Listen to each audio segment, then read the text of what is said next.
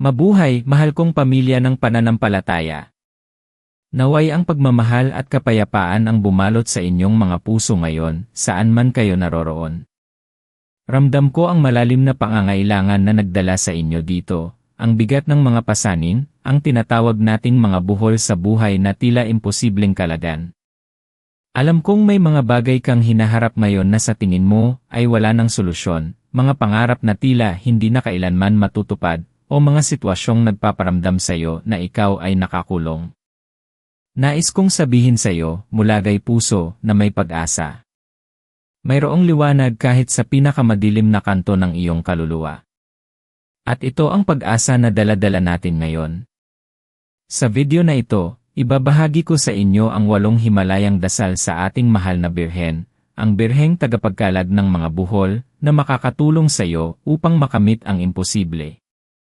Imposibleng sa tingin ng tao, pero hindi sa mata ng pananampalataya. Kung nararamdaman mo ang bawat salita ko, kung ang puso mo ay naghahanap ng kasagutan, kung handa kang magtiwala at maniwala, pagkatapos ng videong ito, hindi lang magbabago ang pananaw mo, kundi makikita mo ang pintuan ng posibilidad na bumubukas para sa iyo. Manatili ka, dahil ang mga susunod na minuto ay magiging isang paglalakbay na magpapalaya sa iyo. Simulan na natin. Naaalala mo pa ba ang isang panahon sa buhay mo kung saan pakiramdam mo ay nasa gitna ka ng isang gubat na walang labasan?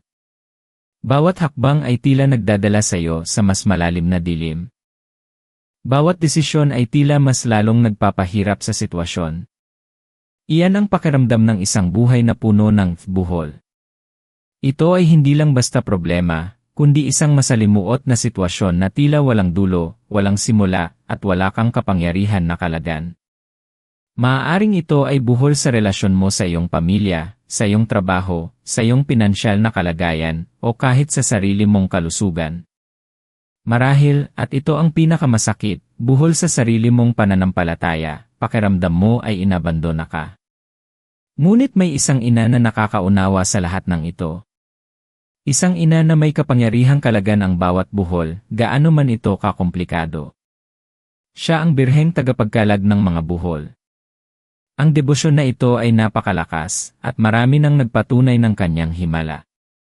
Alam mo, sa mundo ngayon, madalas tayong turuan na maging matatag, na maging independent, na kaya natin ang lahat. At tama iyon sa isang banda. Pero may mga pagkakataon na ang ating lakas ay hindi sapat. May mga pagkakataon na kailangan natin ng isang mas mataas na kapangyarihan, isang mapagmahal na kamay na gagabay sa atin, at iyan ang inaalok ng mahal na Birhen. Ang unang Himalayang dasal na nais kong ibahagi sa iyo ay ang pagtanggap sa iyong mga buhol. Hindi mo kayang kalagan ng isang buhol kung hindi mo ito kinikilala. Madalas, kapag may problema tayo, nagtatago tayo, nagpapanggap na ayos lang ang lahat, o sinisisi natin ang iba. Pero ang unang hakbang tungo sa paglaya ay ang pagkilala sa katotohanan. Unang dasal ng pagkilala at pagsuko, o mapagmahal na ina, Birheng tagapagkalag ng mga buhol, lumalapit ako sa iyo ngayon taglay ang aking puso. Kinikilala ko ang mga buhol sa aking buhay na nagpapahirap sa akin. Ang buhol ng inaamin ko na hindi ko ito kayang kalagan ng mag-isa. Sa iyong mapagmahal na kamay, isinusuko ko ang buhol na ito. Pangunahan mo ako, Inang Maria. Amen. Ang dasal na ito ay hindi lang basta salita. Ito ay isang mental, spiritual na pagsuko. Sa neuroscience, kapag kinikilala mo ang iyong problema, at isinusuko ito sa isang mas mataas na kapangyarihan, binabawasan mo ang bigat ng cortisol sa iyong utak, ang stress hormone. Pinapalitan mo ito ng pakiramdam ng kapayapaan at pagtitiwala na nagpapataas naman ng oxytocin. Para kang nagbibigay ng isang napakabigat na bag sa isang taong mas malakas at mas may kakayahang dalhin ito. Ang pagtanggap na may mga limitasyon tayo ay hindi kahinaan, kundi isang pinakamataas na uri ng lakas. Ito ang pinagmumulan ng tunay na pagbabago. Ang ikalawang dasal ay tungkol sa pagtitiwala. Marami sa atin ang nagdarasal, ngunit hindi ganap na nagtitiwala. Para tayong nagtatapon ng isang bato sa balon at umaasa na bumalik ito na may ginto. Hindi ganun ang pananampalataya. Ang pananampalataya ay ang pagtitiwala na kahit hindi mo nakikita ang daan, ang Diyos at ang mahal na Birhen ay nangunguna. Ikalawang dasal, dasal ng ganap na pagtitiwala, mahal na Inang Maria, Birheng tagapagkalad ng mga buhol, alam ko na ikaw ay ina ng pag-ibig at habag. Nananampalataya ako sa iyong kapangyarihan at paggabay. Kung paanong tinulungan mo ang mga tao sa Kana, kung paanong sinamahan mo si Jesus sa kanyang paghihirap, ganun din ako nagtitiwala na sasamahan mo ako ngayon. Hindi ko man maunawaan ang lahat ng mangyayari, ngunit nananalig ako na ang iyong plano para sa akin ay puno ng pag-ibig. Tulungan mo akong magtiwala ng buo, Inang Maria. Amen. Ang ganap na pagtitiwala ay nagbubukas ng pintuan para sa mga himala. Naaalala ko ang kwento ni Aling Nena. Si Aling Nena ay isang ina na nag-iisang bumubuhay sa kanyang 3 anak. Napakalalim ng buhol ng kahirapan sa kanyang buhay. Nahihirapan siyang pagkasyahin ang kanyang maliit na kita para sa pagkain, upa, at pangangailangan ng kanyang mga anak. Isang araw, narinig niya ang tungkol sa Birheng tagapagkalad ng mga buhol. Sa kanyang desperasyon, nagsimula siyang magdasal, isinusuko ang kanyang kalagayan. Walang trabaho ang kanyang panganay na anak noon. Pero hindi siya tumigil sa pagtitiwala. Linggo-linggo, dinadalaw niya ang simbahan at nagdarasal sa imahe ng Birhen. Isang gabi, may kumatok sa kanilang bahay. Isang kapitbahay pala na naghahanap ng tagabantay ng kanilang tindahan, na napagkasunduang kunin ang kanyang panganay na anak. Hindi kalayuan, hindi kalakihan ang sahod, pero sapat na para makahinga sila. Unti-unti, bumukas ang mga oportunidad. Ang buhol ay hindi agad-agad nakalag, pero ang proseso ay nagsimula. Iyan ang kapangyarihan ng pagtitiwala, kahit sa maliliit na hakbang. Pero dito, may isang bagay na mahalaga. Hindi lahat ng buhol ay nakakalas agad. Minsan, kailangan mo munang maging pasensyoso. At iyan ang ikatlong dasal. Ikatlong dasal, dasal ng katatagan at pasensya, mahal na Inang Maria, Birheng tagapagkalad ng mga buhol, sa gitna ng aking mga pagsubok at paghihirap, hinihingi ko ang iyong patnubay at lakas. Bigyan mo ako ng katatagan na harapin ang bawat araw, at ng pasensya na maghintay sa iyong plano. Alam kong ang pagkalag ng mga buhol ay nangangailangan ng panahon at pagtitiyaga. Tulungan mo akong maging matatag sa aking pananampalataya at hindi mawalan ng pag-asa. Sa iyong tulong, makakayanan ko ito. Amen. Ang dasal na ito ay mahalaga sapagkat ang paghihintay ay bahagi ng proseso. Sa psikolohiya, ang pagiging pasensyoso ay nagpapalakas ng ating resilience, ang kakayahan nating bumangon matapos ang mga pagsubok. Ang mahal na Birhen ay hindi nangangako na ang buhay ay magiging madali, pero nangangako siya na hindi kanya iiwan. Isipin mo si Jesus. Hindi agad siya nagpakita ng kanyang kapangyarihan. Dumanas siya ng hirap, pagsubok, at paghihintay bago dumating ang kanyang kaluwalhatian. Ang ating Inang Maria ay naging katabi niya sa bawat pagsubok na iyon. Kaya tiwala lang. Ngayon, baka iniisip mo, paano kung paulit-ulit kong idinasal, pero walang nangyayari? Diyan papasok ang ika-4 na dasal. Ika-4 na dasal, dasal ng pananalangin ng may puso, o pinagpalang ina, Birheng tagapagkalad ng mga buhol, hayaan mong ang aking mga dasal ay maging malalim at taos puso. Hindi ko nais na magdasal ng walang saysay na mga salita, kundi ang bawat bigkas ay mula sa kaibuturan ng aking puso. Pakinggan mo ang aking panalangin, hindi lamang sa aking labi kundi sa kaluluwa ko. Linisin mo ang aking intensyon, at tulungan mo akong magdasal ng may buong pag-ibig at pagtitiwala, para sa ikaluluwalhati ng Diyos, at para sa kalagan ng mga buhol na ito. Amen. Ang dasal na ito ay nagpapaalala sa atin na ang kalidad ng ating dasal ay mas mahalaga kaysa sa dami nito. Hindi sapat na ulitin mo lang ang mga salita. Kailangan mong isama ang iyong puso, ang iyong emosyon, ang iyong buong pagkatao sa dasal. Sa pananampalataya, ang Diyos ay tumitingin sa puso. Sa neurosiyensya naman, kapag nagdarasal ka ng may malalim na intensyon at emosyon, nagkakaroon ng mas malaking koneksyon sa pagitan ng prefrontal cortex at ng limbic system. Lumilikha ito ng mas matinding paniniwala at kapayarihan sa iyong pagdarasal. Ang iyong pagdarasal ay nagiging isang malakas na enerhiya na kumikilos sa universo. Pero may isang uri ng buhol na mas mahirap kalagan kaysa sa iba. Ito ang mga buhol na dulot ng kasalanan, ng sama ng loob, ng kapaitan. At dito papasok ang ikalimang dasal. Ikalimang dasal, dasal ng pagpapatawad at paglilinis, Inang Maria, Birheng tagapagkalag ng mga buhol, nalalaman kong ang mga buhol sa aking buhay ay minsan bunga ng aking mga pagkakamali o ng pagkukulang ng ibang tao. Nais kong lumaya mula sa bigat ng sama ng loob, ng galit at ng kapaitan.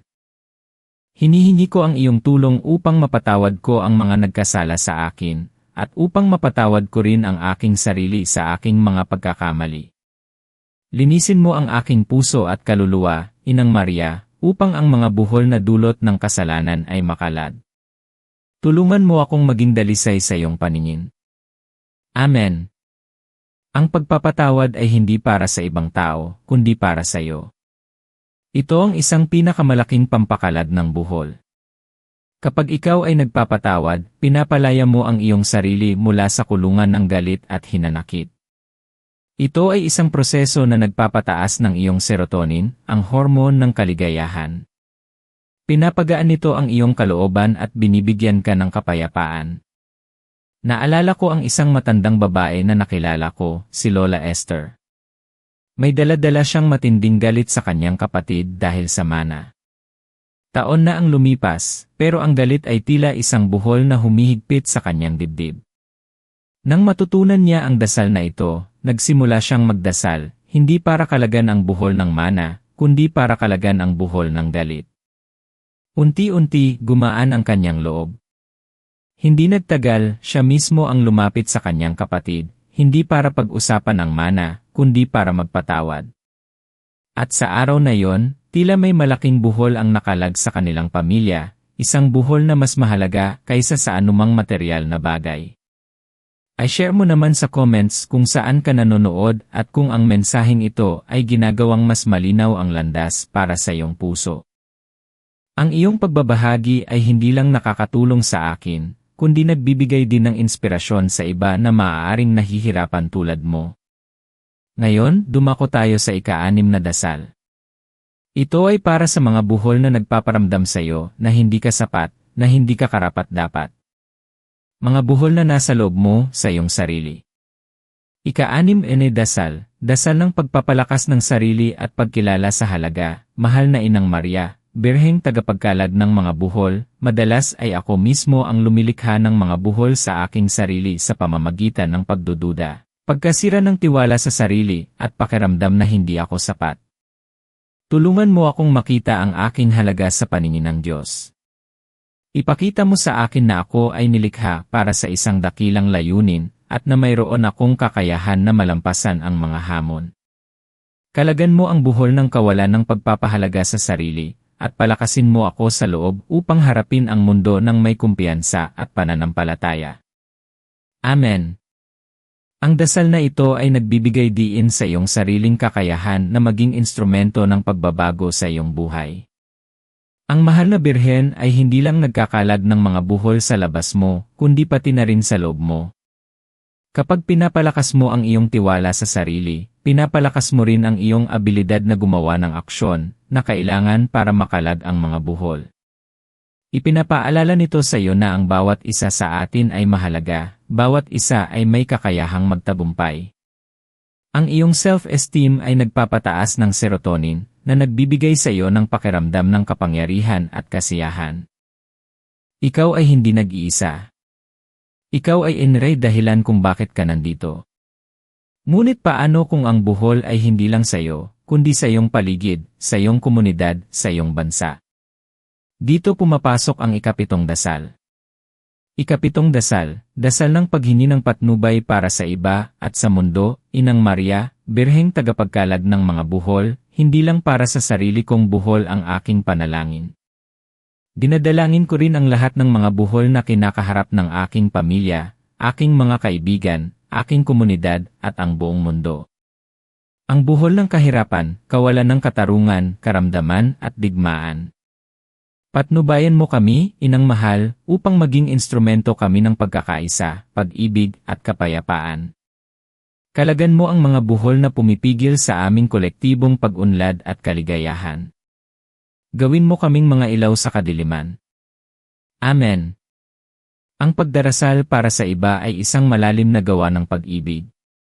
Pinapalawak mo ang iyong pananaw at ipinapaalala sa iyo na hindi ka nag-iisa sa iyong mga pagsubok. Maraming tao ang nakakaranas din ng mga buhol. Kapag nagdarasal ka para sa iba, nagkakaroon ka ng pakiramdam ng koneksyon at layunin na nagpapataas ng iyong oxytocin at dopamine. Nagbibigay ito ng kahulugan sa iyong buhay. Ito ay isang pagkilala na tayo ay bahagi ng isang mas malaking tapiserya ng buhay. Ang iyong panalangin ay may kapangyarihan na umabot sa pinakamalayong sulok ng mundo. Huwag mong maliitin ang kapangyarihan ng panalangin. At ngayon, dumating tayo sa ikawalong dasal. Ito ang dasal na nagbubuklod sa lahat, ang dasal ng pasasalamat at pagpapatuloy. Ikawalong dasal, dasal ng pasasalamat at patuloy na pananampalataya, o pinakamamahal na ina, Birheng tagapagkalag ng mga buhol, nagpapasalamat ako sa iyo sa lahat ng biyaya na natanggap ko, sa lahat ng buhol na iyong kinakalagan, at sa lahat ng mga dasal na iyong dinidinig. Salamat sa iyong patuloy na paggabay at pagmamahal. Hinihingi ko ang iyong tulong upang hindi ako mawalan ng pananampalataya, kahit anong pagsubok ang dumating. Patuloy mo akong samahan sa aking paglalakbay, at tulungan mo akong maging tapat sa Diyos. Naway ang aking buhay ay maging isang patotoo ng iyong kapangyarihan at pag-ibig. Amen. Ang pasasalamat ay isa sa pinakamakapangyarihang damdamin na maaari mong maranasan. Hindi lang ito nagpapabuti sa iyong mood, kundi nagpapalakas din ito ng iyong immune system at nagpapataas ng iyong pakiramdam ng kaligayahan at contentment. Sa neuroscience, ang pasasalamat ay nag-activate ng brain regions na naugnay sa dopamine at serotonin na nagbibigay sa iyo ng pakiramdam ng reward at kapayapaan. Kapag nagpapasalamat ka, binubuksan mo ang iyong sarili para sa mas maraming biyaya. Ito ay nagpapaalala sa iyo na ang buhay ay isang regalo, at bawat araw ay isang pagkakataon upang lumago. Ang bawat isa sa mga dasal na ito ay hindi lang basta salita, ito ay mga hakbang patungo sa paglaya. Ang mahal na Birhen, ang tagapagkalag ng mga buhol, ay hindi nangangako ng madaling buhay, ngunit nangangako siya ng kapayapaan sa gitna ng unos at lakas upang malampasan ang mga pagsubok. Tandaan mo, ang iyong mga buhol ay hindi permanente. Hindi mo man makita ang paraan ngayon, ngunit sa pananampalataya, sa tulong ng ating Inang Maria, ang mga imposibleng sitwasyon ay magiging posible. Ang iyong potensyal ay iles malaki kaysa sa iniisip mo. Ikaw ay nilikha para sa isang bagay na ekstraordinaryo. Ang iyong kwento ay hindi nagtatapos dito. Ang pinakamagandang bahagi ng iyong buhay ay darating pa. Mayroon kang lahat ng kailangan mo sa loob mo, at ang mahal na Birhen ay narito upang tulungan kang matuklasan ito. At ngayon, nais kong mag-alay ng isang espesyal na panalangin para sa iyo, para sa iyong mga buhol, para sa iyong mga imposible. Sama-sama tayong manalangin. O mahal na Inang Maria, Birheng tagapagkalag ng mga buhol, lumalapit kami sa iyo ngayon, ang iyong mga anak, na may mga puso na puno ng pag-asa at pagtitiwala. Kinikilala namin ang iyong kapangyarihan at ang iyong mapagmahal na pagmamalasakit bilang aming ina. Sa sandaling ito, inaalay namin sa iyo ang bawat buhol sa aming buhay, ang buhol ng kawalan ng pag-asa, ang buhol ng sakit, ang buhol ng kawalan ng katarungan, ang buhol ng kahirapan, ang buhol ng mga sirang relasyon, at ang lahat ng mga buhol na tila imposibleng kalagan. Inang Maria, tagapagkalag ng mga buhol, sa iyong mapagpalang kamay, idinadalangin namin na kalagan mo ang bawat buhol na ito. Gamitin mo ang iyong kapangyarihan upang luwagan ang mga kapit, upang punitin ang mga tali, at upang palayain kami mula sa lahat ng nagpapahirap sa aming kaluluwa at katawan. Tulungan mo kaming magtiwala ng buo sa Diyos, na alam naming ang lahat ay posible sa Kanya. Patnubayan mo kami sa bawat hakbang, Inang Maria. Bigyan mo kami ng katatagan sa gitna ng mga pagsubok, ng pasensya sa paghihintay, at ng lakas upang patuloy na manampalataya. Linisin mo ang aming mga puso mula sa anumang galit, sama ng loob, o kasalanan, upang maging karapat-dapat kami sa iyong tulong at sa biyaya ng Diyos. Ikinakaloob namin sa iyo ang aming buong buhay, ang aming mga pangarap, at ang aming mga pag-asa. Protektahan mo kami mula sa lahat ng masama, at ilayo mo kami sa anumang panganib. Naway ang iyong pagmamahal at paggabay ay maging tanglaw sa aming madilim na landas. Nagpapasalamat kami, Inang Maria, sa iyong walang sawang pagmamahal at sa iyong mga himala na ipinapakita mo sa aming buhay. Pinupuri ka namin at dinadakila. Sa pangalan ni Jesus, ang aming Panginoon at Tagapagligtas, at sa tulong mo, Inang Mahal, naniniwala kami na ang lahat ng buhol ay makakalas, at ang imposible ay magiging posible. Amen. Sana'y ang dasal na ito ay nagbigay sa iyo ng kapayapaan at bagong pag-asa. Huwag kang mawala ng pag-asa. Ang mahal na Birhen ay laging nakikinig. At tandaan, kasama mo kami sa paglalakbay na ito. Kung gusto mong mas marami pang matutunan tungkol sa pagpapalakas ng iyong pananampalataya at pagkamit ng iyong mga pangarap, i-subscribe mo na ang channel na ito at i-click mo ang bell icon para lagi kang updated sa aming mga bagong video. Mayroon din akong isa pang video na siguradong makakatulong sa iyo na pinamagatang ang 5 sikreto ng mga taong laging may himala sa buhay. Tingnan mo yon dahil ito ay magiging isang perpektong kasunod sa iyong paglalakbay. Ibahagi mo rin ang video na ito sa iyong mga mahal sa buhay na nangangailangan din ng pag-asa. Mag-iwan ka rin ng komento sa ibaba kung anong buhol ang nais mong kalagan. Ang iyong mga kwento ay nagbibigay inspirasyon sa amin lahat. Maraming salamat sa iyong oras, at naway pagpalain ka ng Diyos at ng mahal na Birhen ngayon at magpakailanman. Hanggang sa muli nating pagkikita, mahal kong pamilya.